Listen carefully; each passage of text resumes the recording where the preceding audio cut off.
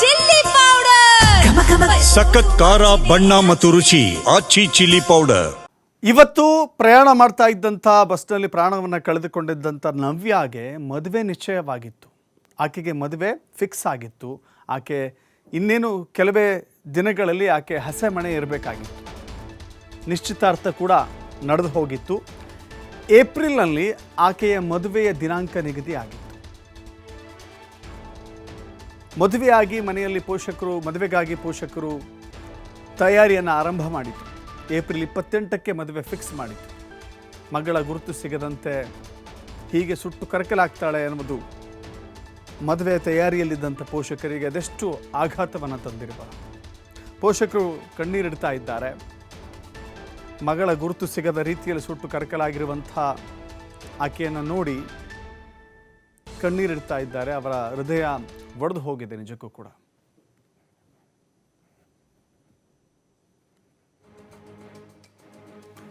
ನವ್ಯ ನೋಡ್ತಾ ಇದ್ದೀರಿ. ನವ್ಯ ಈ ಯುವತಿಗೆ ಮದುವೆ ಫಿಕ್ಸ್ ಆಗಿತ್ತು. ಮುಂದಿನ ಏಪ್ರಿಲ್ ತಿಂಗಳಲ್ಲಿ ಇನ್ನೊಂದು 3-4 ತಿಂಗಳು ಕಳೆದಿದ್ರೆ ಆಕೆಗೆ ಮದುವೆ ಆಗ್ತಾ ಇತ್ತು. ನಿಶ್ಚಿತಾರ್ಥ ಕೂಡ ನಡೆದು ಹೋಗಿತ್ತು. ಗೆಳತಿಯರೆಲ್ಲರೂ ಟ್ರಿಪ್ಪಿಗೆ ಹೋಗೋಣ ಅಂತ ಹೊರಟಿದ್ರು. ಬಟ್ ಹೀಗೆ ಆಕೆಯ ಕೊನೆಯ ಪ್ರಯಾಣ ಆಗುತ್ತೆ, ಆಕೆಯ ಕೊನೆಯ ಸವಾರಿ ಆಗುತ್ತೆ ಅನ್ನೋದು ಖಂಡಿತ ಯಾರೂ ಊಹೆ ಮಾಡಿರಲಿಲ್ಲ. ಮದುವೆ ಮಂಟಪದಲ್ಲಿ ತನ್ನ ಮಗಳನ್ನು ನೋಡಬೇಕು, ಸಂಭ್ರಮಿಸಬೇಕು ಅಂತ ಕಾಯ್ತಾ ಇದ್ದಂಥ ಅವರ ಪೋಷಕರಿಗೆ ನಿಜಕ್ಕೂ ಕೂಡ ಬಹಳ ದೊಡ್ಡ ಆಘಾತ ಆಯಿತು. ಬಸ್ ಅಪಘಾತದಲ್ಲಿ ಹೀಗೆ ಪ್ರಾಣವನ್ನು ಕಳೆದುಕೊಂಡಿರುವಂಥ ನವ್ಯ, ಅವರ ತಂದೆ ತಾಯಿ ಪೋಷಕರು ಜೊತೆಗೆ ನಿಶ್ಚಿತಾರ್ಥ ಆಗಿರುವಂಥ ಆ ಯುವಕ, ಪ್ರತಿಯೊಬ್ಬರೂ ಕೂಡ ಕಣ್ಣೀರಿಡುವಂಥ ಸನ್ನಿವೇಶ ಆಯಿತು. ಮತ್ತಷ್ಟು ಮಾಹಿತಿ ನಮ್ಮ ಪ್ರತಿನಿಧಿ ಸಿದ್ದು ನೀಡ್ತಾರೆ. ಸಿದ್ದು, ಈ ಬಸ್ ದುರಂತದಲ್ಲಿ ಸಾವನ್ನಪ್ಪಿರುವಂಥವರನ್ನು ನೋಡ್ತಾ ಇದ್ದರೆ ಒಬ್ಬೊಬ್ಬರದ್ದು ಒಂದೊಂದು ಕಥೆ. ಅವರ ಜೀವನ ಇನ್ನೂ ಬದುಕಿ ಬಾಳಬೇಕಾಗಿದ್ದಂಥವರು, ಜೀವನವನ್ನು ಕಟ್ಟಿಕೊಳ್ಳಬೇಕಾದಂಥವರು, ಹೀಗೆ ಗೋಕರ್ಣಕ್ಕೆ ಹೋಗುವಂಥ ಸಂದರ್ಭದಲ್ಲಿ ಅದು ಕೊನೆ ಪ್ರಯಾಣ ಆಗುತ್ತೆ, ಕೊನೆಯ ಡೆಸ್ಟಿನೇಷನ್ ಇದೇ ಆಗುತ್ತೆ ಅಂತ ಯಾರೂ ಕೂಡ ಅಂದುಕೊಂಡಿರಲಿಲ್ಲ. ಈಗ ಹೇಗೆ ಗಾಯಾಳುಗಳ ಚಿಕಿತ್ಸೆ ಹೇಗೆ ನಡೀತಾ ಇದೆ, ಜೊತೆಗೆ ಅವರ ಪೋಷಕರು ಏನೆಲ್ಲ ಆಕ್ರಂದನವನ್ನು ವ್ಯಕ್ತಪಡಿಸ್ತಾ ಇದ್ದಾರೆ ಅಂತ ಹೇಳಿ, ಯಾಕಂದರೆ ಆಪ ತಂದೆ ತಾಯಿ ಕೂಡ ಇದನ್ನು ಸಹಿಸ್ಕೊಳ್ಳಿಕ್ಕೆ ಸಾಧ್ಯವೇ ಇಲ್ಲ. ಖಂಡಿತವಾಗ್ಲೂ ದಶರಥ್, 2025 ಈ ಬಸ್ ನಲ್ಲಿ ಪ್ರಯಾಣ ಯಾರೆಲ್ಲ ಮಾಡ್ತಾ ಇದ್ರು ಅವ್ರಿಗೊಂದು ಬಹುದೊಡ್ಡ ಕೈ ಘಟನೆ ಅಂತಾನೆ ಹೇಳ್ಬೋದು. ನಿಜಕ್ಕೂ ಇದು ರಾಜ್ಯ ಅಷ್ಟೇ ಅಲ್ಲ, ದೇಶಾದ್ಯಂತ ಕೂಡ ಈ ಸುದ್ದಿ ಈಗಾಗ್ಲೇ ಪ್ರತಿಯೊಬ್ರು ಕೂಡ ಕಮ್ಮನಿ ಮಿಡಿಯುವಂತ ಆಗಿದೆ ಅಂತಾನೆ ಹೇಳ್ಬೋದು. ಈಗಾಗ್ಲೇ ಮಾನಸ ಆಗಿರ್ಬೋದು, ರೇಷ್ಮಾ ಆಗಿರ್ಬೋದು, ಮತ್ತು ಬಿಂದು ಆಗಿರ್ಬೋದು, ಸಣ್ಣ ಮಗು 8 ತಿಂಗಳದ ಗ್ರೇ ಆಗಿರ್ಬೋದು, ಇವರಿಗಾಗ್ಲೇ ರಶ್ಮಿ ಸೇರಿದಂತೆ 5 ಜನ ಈ ಬಸ್ಸಲ್ಲಿ ಹೋಗ್ತಾ ಇರುವಂತವ್ರು ಸಾವಾಗಿದೆ. ಜೊತೆಗೆ ಇನ್ನೊಬ್ರು ಅಂದ್ರೆ 6 ಜನ ಸಾವಾಗಿದ್ದು, ಇನ್ನೊಬ್ರು ಲಾರಿ ಚಾಲಕರನ್ನ ಈಗಾಗ್ಲೇ ಗುರುತಿಸಲಾಗಿದೆ. ಯಾವ ರೀತಿಯಾಗಿ ಗುರುತಿಸಲಾಗಿದೆ ಅಂದ್ರೆ, ಲಾರಿ ಚಾಲಕನ ಜೇಬ್ನಲ್ಲಿ ಆತನ DLR ಇತ್ತು. DLR ಮುಖಾಂತರ ಈತನೇ ಲಾರಿ ಚಾಲಕ ಅನ್ನುವಂಥದ್ದನ್ನ ಈಗಾಗ್ಲೇ ಪೊಲೀಸ್ ಅಧಿಕಾರಿಗಳು ಕೂಡ ಸ್ಪಷ್ಟನೆಯನ್ನ ನೀಡಿದಾರ ಅಂತ ಹೇಳ್ಬೋದು. ಅದರಲ್ಲೂ ಈಗ ಏನು ಮಾನಸ ಅನ್ನುವಂತ ಈ ಯುವತಿ ಏನಿದಾಳೆ, ಅಂದ್ರೆ ಮದುವೆ ಫಿಕ್ಸ್ ಆಗಿತ್ತು, ಎಂಗೇಜ್ಮೆಂಟ್ ಅನ್ನು ಕೂಡ ಮಾಡ್ಕೊಂಡಿದ್ರು. ಇನ್ನು ಮದುವೆ ಸೆಲೆಬ್ರೇಷನ್ ಮಾಡ್ಬೇಕು ಅಂತ ಹೇಳಿ ಬಹಳಷ್ಟು ಕನಸನ್ನ ಕಟ್ಟಿಕೊಂಡು ಅವ್ರ ಫ್ರೆಂಡ್ಸ್ ಜೊತೆ ಸೇರಿಕೊಂಡು ಗೋಕರ್ಣಕ್ಕೆ ಹೋಗಿ ಒಂದು ಟ್ರಿಪ್ ಮಾಡ್ಕೊಂಡು ಖುಷಿಯಾಗಿ ಬರೋಣ ಅಂತ ಹೇಳ್ಬಿಟ್ಟು ಆ ಕನಸನ್ನ ಕಟ್ಕೊಂಡಿದ್ಲು. ಆದ್ರೆ ನಿಜಕ್ಕೆ ಅವಳ ಕನಸು ಕೂಡ ನನಸಾಗಿದೆ. ಅದರಲ್ಲದೆ ಕುಟುಂಬಸ್ಥರ ಅಕ್ರಂದ ಮನೆ ಮುಗುಳು ಮುಟ್ಟಿದೆ ಅಂತಾನೆ ಹೇಳ್ಬೋದಾಗಿದೆ. ಜೊತೆಗೆ ಬಿಂದು ಅಂದ್ರೆ ಮಗಳನ್ನ ಕರ್ಕೊಂಡು ಹೋಗ್ತಾ ಇದ್ರು. ಬಿಂದು ಮಗಳನ್ನ ಕರ್ಕೊಂಡು ಹೋಗ್ತಾ ಇರುವಂತ ಸಂದರ್ಭದಲ್ಲಿ ಲಾರಿ ಏನು ಬಸ್ ಶಾಲಾ ವಾಹನದಲ್ಲಿ ಇದ್ದಂತ ಬಸ್ ಚಾಲಕ ಹೇಳ್ತಾ ಇದ್ದ, ನಿಜಕ್ಕೂ ನನ್ನ ಮಗಳು ಅಲ್ಲಿದ್ದಾಳೆ, ನನ್ನ ಮಗಳನ್ನ ಕಾಪಾಡಿ ಅನ್ನುವಂತ ಹೇಳಿದ ಕೂಗು ಕೂಡ ಪ್ರತ್ಯಕ್ಷ ದರ್ಶಿಯಾಗಿರುವಂತ ಏನು ಬಸ್ ಚಾಲಕ ಏನಿದ್ದ ಆತನು ಕೂಡ ಹೇಳಿದ್ದು ಕೂಡ ಇತ್ತು. ಅದನ್ನೆಲ್ಲವನ್ನ ಹೊರತುಪಡಿಸಿ ಈಗ ಏನು ಚಿತ್ರದುರ್ಗದ SP ಕೂಡ ಇದರ ಬಗ್ಗೆ ಸ್ಪಷ್ಟನೆಯನ್ನ ನೀಡಿದ್ದಾರೆ. ಈಗ 6 ಜನ ಮೃತಪಟ್ಟಿದ್ದಾರೆ. ನಿಜವಾಗ್ಲೂ ಏನು ಈ ಬಸ್ಸು ಈ ದುರಂತ ಏನಿದೆಯಲ್ಲ 2025ರಲ್ಲಿ ಮರೆಯಕ್ಕೆ ಆಗದೆ ಇರುವಂತ ದುರಂತ ಅಂತ ಹೇಳ್ಬೋದು. ಈ ದುರಂತದಲ್ಲಿ ಈಗಾಗ್ಲೇ 6 ಜನ ಅಂದ್ರೆ ಡ್ರೈವರ್ ಹಿಡಿದು 6 ಜನ ಆಗಿದೆ, 5 ಜನ ಪ್ಯಾಸೆಂಜರ್ ಅಂದ್ರೆ ಟೋಟಲ್ ಆಗಿ 33 ಜನ ಏನಿದೆ ಬೆಂಗಳೂರಿಂದ ಹೊರಟಿದ್ರು. ಅಲ್ಲಿಂದ ಹೊರಟಂತ ಸಂದರ್ಭದಲ್ಲಿ ಕೆಲವರು ಹೋಗದೆ ಇರೋದಕ್ಕಾಗಿ ಬಿಟ್ಟಿರ್ತಾರೆ. 28 ಜನ ಟ್ರಾವೆಲ್ ಮಾಡ್ತಾ ಇದ್ರು ಅನ್ನುವಂತ ಮಾಹಿತಿಯನ್ನ ಕೂಡ ಈಗ ಸ್ವತಃ SP ಅವರೇ ಹಂಚ್ಕೊಂಡಿದ್ದಾರೆ. 28 ಜನರಲ್ಲಿ 25 ಜನ ಏನಿದ್ದಾರೆ ಪ್ರಾಣಾಪಾಯದಿಂದ ಪಾರಾಗಿ ಮಿಕ್ಕಿರುವಂತ ಇನ್ನು 5 ಜನ ಸಾವನ್ನಪ್ಪಿರುವಂತದ್ದು ಕೂಡ ಈಗ ತಿಳಿದು ಬಂದಿದೆ.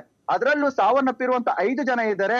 5 ಜನರು ಯಾರು, ಇವರು ಹೇಗೆ ಅನ್ನುವಂಥದ್ದು ಗುರುತಿಸ್ಲಿಕ್ಕೆ ಆಗದೆ ಇರುವಂತ ಸ್ಥಿತಿಯಲ್ಲಿ ಕೂಡ ಎಲ್ಲರೂ ಸುಟ್ಟು ಭಸ್ಮವಾಗಿದ್ದಾರೆ. ಹೀಗಾಗಿ ಅವರ ಕುಟುಂಬಸ್ಥರು ಕೂಡ ಈಗಾಗಲೇ ಅವರ ಯಾವ್ಯಾವ ಆಸ್ಪತ್ರೆಗಳಲ್ಲಿದ್ದಾರೋ ಆ ಆಸ್ಪತ್ರೆಗಳಿಗೆ ಬಂದಿದ್ದಾರೆ.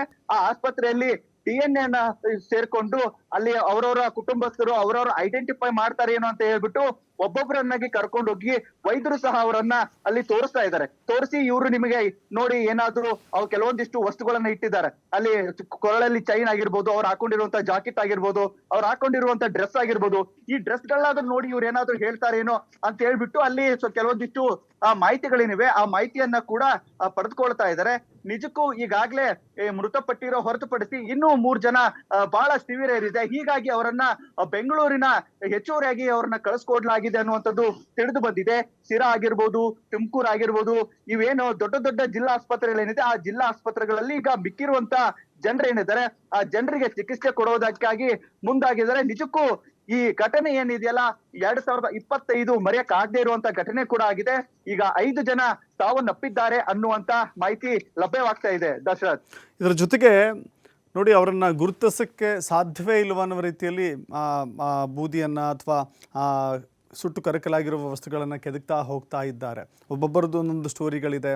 ಒಬ್ಬರು ಕೆಲಸಕ್ಕೆ ಸೇರಿದ್ರು, ಇನ್ನೇನು ಮದುವೆ ಆಗಬೇಕಾಗಿತ್ತು, ಈ ರೀತಿ ಘಟನೆ ಸಂಭವಿಸಿದೆ. ನೋಡಿ, ಒಬ್ಬ ಯಾರೋ ಕ್ಯಾಂಟರ್ನ ಚಾಲಕ ಮಾಡಿದಂಥ ಎಡವಟ್ಟಿದೆಯಲ್ಲ ಅದೆಲ್ಲವನ್ನೂ ಕೂಡ ಈ ಪ್ರಾಣವನ್ನು ಆಹುತಿ ಪಡೆದುಕೊಂಡಿದೆ. ನಿಜಕ್ಕೂ ಕೂಡ ಅಲ್ಲಿ ಆಗಿರುವಂಥದ್ದೇನು ಅಂತ ಯಾಕಂತ ಹೇಳಿದ್ರೆ, ಆತ ನೇರವಾಗಿ ಬರ್ತಾನೆ, ಡಿವೈಡರ್ ಹತ್ತಿಸ್ತಾನೆ, ಈ ಕಡೆ ರಸ್ತೆಗೆ ಬರ್ತಾನೆ, ಡಿಕ್ಕಿ ಹೊಡೆಯುತ್ತೆ ಅಂತ ಹೇಳಿದ್ರೆ ತನಿಖೆಯ ಭಾಗವಾಗಿ ಈಗ ಈ ಪ್ರಕರಣವನ್ನು ನೋಡೋದಾದ್ರೆ ಸಿದ್ದು, ಖಂಡಿತವಾಗ್ಲೂ ದರ್ಶತ್, ಬಸ್ಸು ಬಲಭಾಗದಿಂದ ಬರ್ತಾ ಇದ್ರೆ ಟ್ರಕ್ ಎಡಭಾಗದಿಂದ ಹೋಗ್ತಾ ಇತ್ತು ಅನ್ನುವಂಥದ್ದು ಅಲ್ಲಿ ತಿಳಿದು ಬಂದಿದೆ. ಎಡಭಾಗದಿಂದ ಹೋಗ್ತಾ ಇರುವಂತ ಲಾರಿ ಏನಿದೆ, ಲಾರಿ ಚಾಲಕರನ್ನ ನಿಯಂತ್ರಣ ತಪ್ಪಿಸಿದಿಂದ ಆಗಿದೆಯೋ ಅಥವಾ ಏನಾದ್ರು ನಿದ್ದೆ ಮಂಪಲ್ಲಿ ಲಾರಿ ಚಾಲಕ ಇದ್ನೇನೋ ಅನ್ನುವಂಥದ್ದು ಕೂಡ ಸಾಕಷ್ಟು ಯಕ್ಷ ಪ್ರಶ್ನೆ ಆಗಿದೆ. ಅಲ್ಲಿ ಲಾರಿ ಹೋಗ್ತಾ ಇರುವಂತ ಆಯಾ ತಪ್ಪಿ ಎದುರುಗಡೆಗೆ ಬರ್ತಾ ಇರುವಂತ ಈ ಖಾಸಗಿ ಬಸ್ ಏನಿದೆ, ಆ ಖಾಸಗಿ ಬಸ್ ನ ಡೀಸೆಲ್ ಟ್ಯಾಂಕ್ ಏನಿರುತ್ತೆ, ಡೀಸೆಲ್ ಟ್ಯಾಂಕಿಗೆ ಹೋಗಿ ಡಿಕ್ಕಿ ಹೊಡೆಯುತ್ತೆ. ಡಿಕ್ಕಿ ಹೊಡೆದಂತ ಸಂದರ್ಭದಲ್ಲಿ ಕೆಲವೊಂದಿಷ್ಟು ನಿಮಿಷಗಳವರೆಗೂ ಕೂಡ ಬೆಂಕಿ ಹತ್ಕೊಂಡಿರಲ್ಲ. ಡಿಕ್ಕಿ ಹೊಡೆದ ಸಂದರ್ಭದಲ್ಲಿ ಅಲ್ಲಿ ಇರುವಂತ ಒಂದು ಖಾಸಗಿ ಫ್ಯಾಕ್ಟರಿಯಲ್ಲಿ ಕೆಲಸ ಮಾಡುವಂತ ಕಾರ್ಮಿಕರು ಏನಿರ್ತಾರೆ ಓಡೋಡಿ ಕೂಡ ಬರ್ತಾರೆ. ಓಡೋಡಿ ಬಂದಂತ ಸಂದರ್ಭದಲ್ಲಿ ಕೆಲವೊಂದಿಷ್ಟು ಜನರನ್ನ ಸೇಫ್ ಮಾಡುವಂತ ಕೆಲಸವನ್ನು ಕೂಡ ಮಾಡ್ತಾರೆ. ಮತ್ತು ಕೆಲವೊಂದಿಷ್ಟು ಜನ ಬಸ್ಸಿಂದ ಕಿಟಕಿಯಿಂದ ಹಾರಿ ಹಿಡಿಯುವಂತದನ್ನ ಮಾಡ್ತಾರೆ.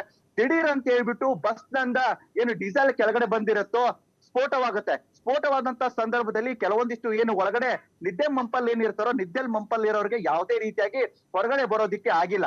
ಹೀಗಾಗಿ ಈ ಘಟನೆ ನಡೆದು ಹೋಗಿದೆ ಅನ್ನುವಂಥದ್ದು ಕೂಡ ಆಯ್ತು. ಬೆಳಗಿನ 2:15 ಆಗಿರುವಂತ ಈ 2:15 ಘಟನೆಯಿಂದ ಸಾಕಷ್ಟು ಅಲ್ಲಿ SP ಆಗಿರ್ಬೋದು, ಅಗ್ನಿಶಾಮಕದವರಾಗಿರ್ಬೋದು, ಪೊಲೀಸ್ ಸಿಬ್ಬಂದಿಗಳಾಗಿರ್ಬೋದು ಸಾಕಷ್ಟು ಕೆಲಸಗಳನ್ನ ಸಹ ಮಾಡಿದ್ದಾರೆ.